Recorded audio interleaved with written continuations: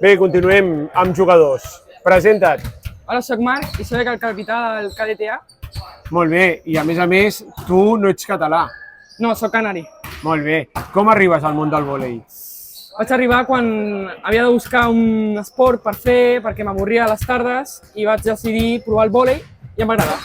Molt bé. Quina posició és la que estàs jugant? Oposat. Oposat. I digue'm una jugada que t'agradi. La TET, que li diem, a la corta d'atrás per al posat. Molt bé.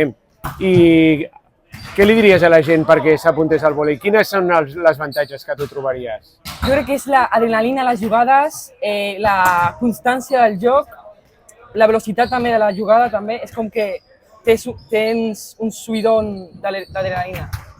Doncs molt bé. Moltes gràcies, que tinguis una molt bona temporada i ens veiem.